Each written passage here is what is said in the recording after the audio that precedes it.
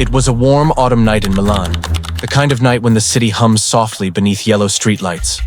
At Via Iglesias 33, neighbors rushed to their balconies, frozen by what they heard. A woman's voice, desperate, terrified, echoing from the terrace of a small apartment. By the time police forced their way inside, blood covered the walls, and on the cold tiles of the balcony lay Pamela Giannini, 29 years old, a model, a dreamer, a woman who once smiled for cameras and magazines, now lifeless, stabbed 24 times. Her killer, the man who once swore he loved her, a man twice her age, a man who couldn't let her go. This is the story of Pamela Giannini, the Italian model who tried to escape a relationship that had already become her prison. And the night when love turned into obsession, and obsession into murder. Pamela Giannini was 29, a young woman whose life looked golden from the outside. In the heart of Milan, she was known as a model, graceful, photogenic, ambitious. She had appeared in fashion campaigns, local magazines, and even small reality shows that celebrated Italy's glamorous culture. But behind the camera flashes and the illusion of beauty, Pamela's life was quietly unraveling. She had dreams bigger than the city she lived in, dreams of independence, of a life where she could finally breathe without fear. But she never imagined that the man who once promised to protect her would become the reason she would die on her own balcony. Pamela met Gianluca Sonson a few years earlier. He was older, established, 52 years old. To her, he seemed worldly, confident in the way older men sometimes seem to young women searching for stability. Their relationship began with charm and attention, flowers, dinners, promises, the kind of affection that feels like safety until it becomes control. At first, friends noticed how Gianluca doted on her. But soon, that attention became surveillance. He wanted to know where she was, who she was with, why she wasn't answering his calls. Slowly, his love turned into something darker, the kind that isolates, manipulates, and suffocates. Pamela began to pull away. She told friends she was uncomfortable, that she wanted to end things. But Gianluca didn't accept rejection easily. Their relationship began to crumble under the weight of jealousy and rage. By October 2025, Pamela had finally found the courage to distance herself. She had moved into her own apartment in Gorla, a district in northern Milan, trying to rebuild a life without him. To outsiders, it looked like she was moving on. But Gianluca wasn't gone. Not really. He lingered in messages, in surprise visits, in the sense of being watched that followed her everywhere. Friends said she had started to fear him. She would check her locks, glance behind her when walking home at night. There were moments when she felt like she wasn't alone. Like he was there, somewhere in the shadows, waiting. Then, on the evening of October 14th, that fear became reality. It was around 10 p.m. when Pamela's phone rang. On the other end was her ex-partner, not Gianluca, but another man she had dated briefly after him. She was speaking to him when something changed in her voice. Her tone shifted. She went quiet. Then, panic. She whispered that Gianluca was inside her apartment. He had used a copied key, one he had made weeks earlier. He didn't knock. He didn't call. He simply let himself in. The man on the other end of the line could hear the tension, the rising fear in her voice. He immediately called the police. But for Pamela, the nightmare had already begun. When officers arrived at Via Iglesias 33, they knocked on the door. From the inside, Pamela's trembling voice tried to buy time. She told Gianluca it was just a food delivery, hoping he might calm down, hoping the police outside would break in before it was too late. They didn't make it in time. In those final minutes, Gianluca dragged her out onto the terrace. The city stretched beneath them. Lights, voices, the hum of life continuing, as he stabbed her again and again. 24 times. The blows were frenzied, targeted at her neck, chest, back, arms. The kind of violence that only comes from hatred disguised as love. Neighbors heard her screams. They rushed to their windows, shouting, calling for help. Some tried to break the door down, but by the time police forced entry, the terrace was painted in blood. Pamela lay there, her body still, her eyes open toward the night sky. Gianluca stood over her, the knife still in his hand. As the officers entered, he turned the blade on himself, stabbing twice at his throat. But he didn't die. His wounds were shallow. He was taken to Milan's Niguarda hospital, under guard. His condition was not life-threatening. The same couldn't be said for Pamela. Her wounds were fatal. The paramedics tried, but she was already gone. Inside the apartment, police found signs of struggle. A broken phone. A trail of blood from the living room to the terrace. Evidence that she had tried to fight back. Defensive wounds on her hands, her arms. Desperate attempts to stop what she must have already known was inevitable. The prosecutor, Alessia Menegazzo, would later confirm the brutality of the attack. 24 stab wounds scattered across her body, to the neck, back, chest, limbs, and hands. It was not a moment of rage. It was a slaughter. Neighbors were horrified.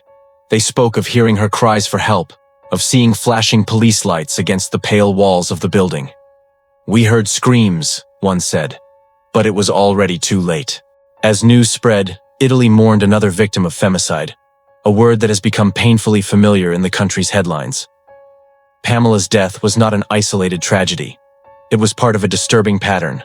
Women murdered by men who once claimed to love them. Authorities soon learned that Pamela had been living in fear. Friends and acquaintances told investigators that Gianluca had stalked her, that he had followed her to work, threatened her, and harassed her after she ended the relationship. Some said she had bruises she never explained. Others said she had talked about going to the police, but wasn't sure it would help. Those who knew her said she was kind, gentle, always smiling. But beneath that, there was exhaustion. The kind that comes from constantly looking over your shoulder. In Milan, journalists and activists gathered outside the apartment in the days after her death, lighting candles, leaving flowers, demanding justice. They spoke about a society that still doesn't protect women soon enough. About how love shouldn't end with a knife on a balcony. At Niguarda Hospital, Gianluca was kept under police surveillance. He refused to speak. He exercised his right to silence, showing no remorse, no explanation. The same man who had once sent Pamela flowers was now being held for aggravated homicide. Investigators pieced together the final days of her life. They found surveillance footage showing Gianluca near her building days before the murder. They discovered the copied key he'd used to get inside. And in his messages, a pattern of obsession, pleading texts, angry rants, desperate attempts to control a woman who no longer wanted him. As the autopsy report came out, the details became unbearable. 24 stab wounds. Multiple defensive injuries. No sign she had been caught off guard. She saw it coming. She just couldn't escape it. The story of Pamela Giannini struck Italy like a wound reopened. She wasn't just another name. She was a face people recognized, smiling, vibrant, alive. And now she was another statistic in a country where nearly every 3 days a woman dies at the hands of a man she knew. The outrage was immediate. Politicians called for stricter protections.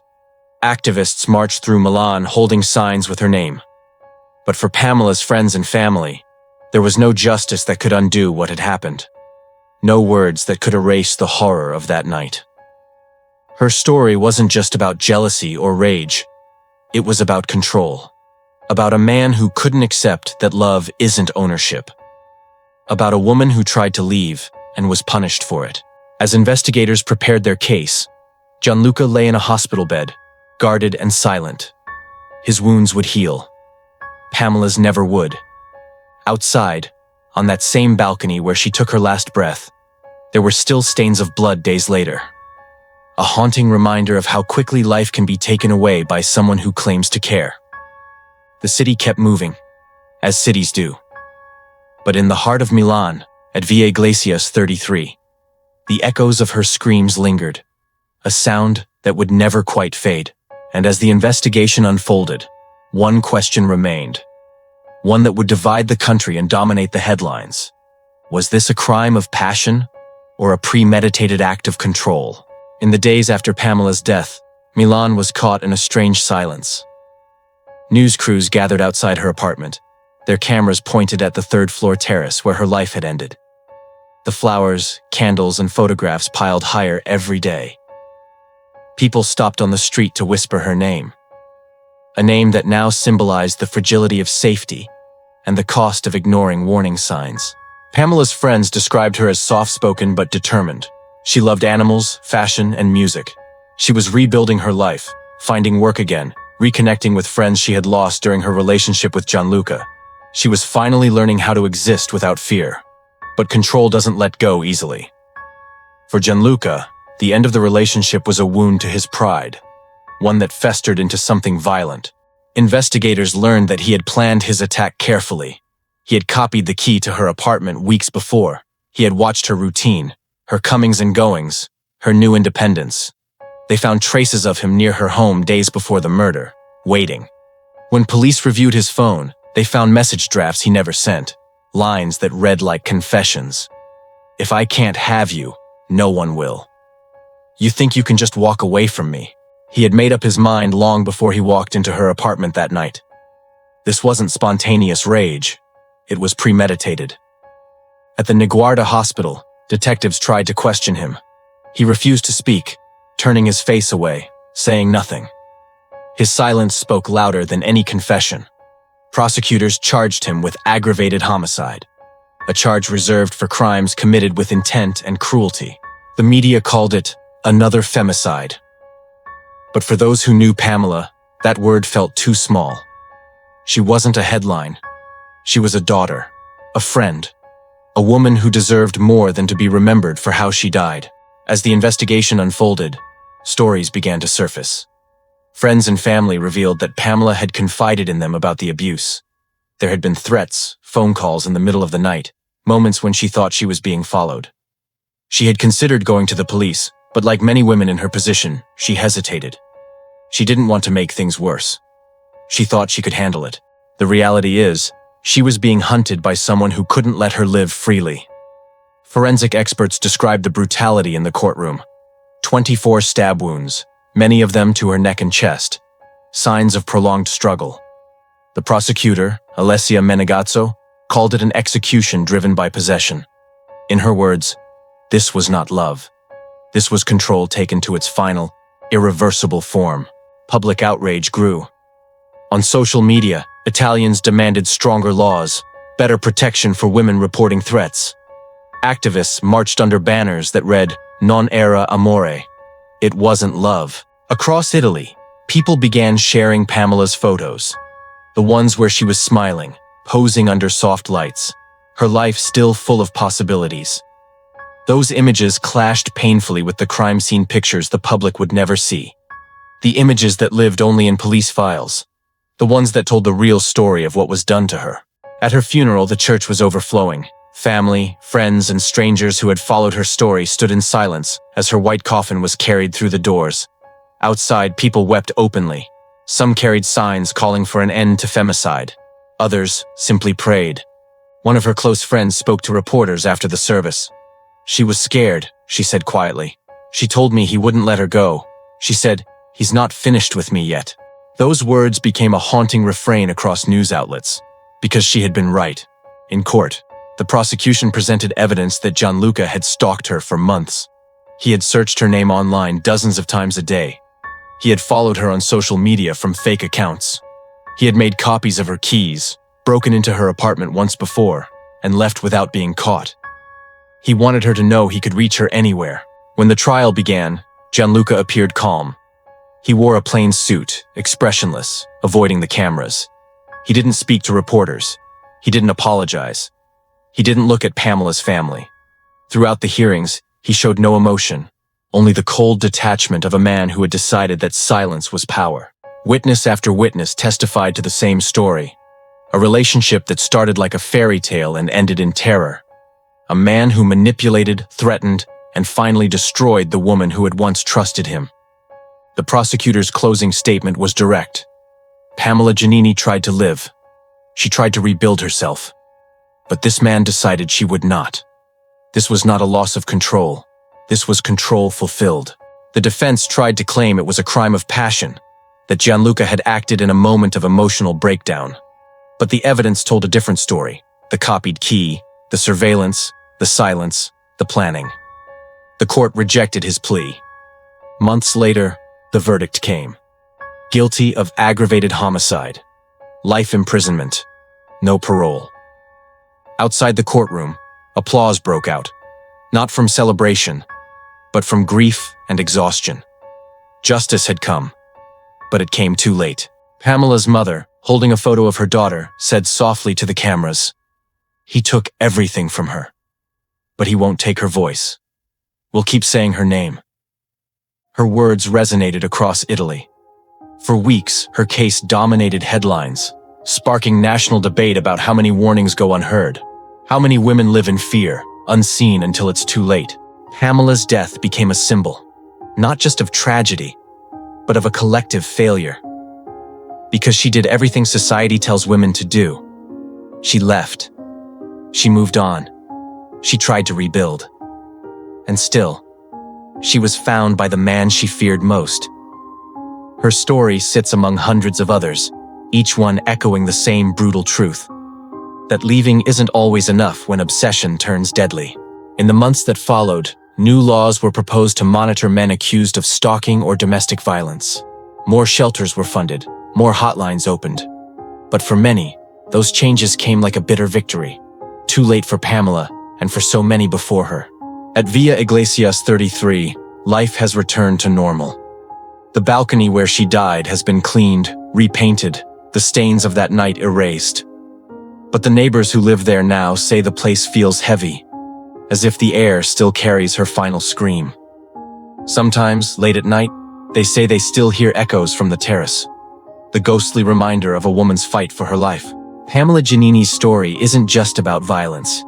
It's about the illusion of love that hides control, the danger of silence, and the cost of freedom for women who dare to leave. She was beautiful, ambitious, hopeful. And in the end, she became another name on a list that keeps growing year after year. But if there's one thing her story leaves behind, it's a warning. One that should haunt every heart that listens. When love begins to feel like fear, it's no longer love. And sometimes, recognizing that truth isn't enough to save you. Because by the time the world listens, it's already too late.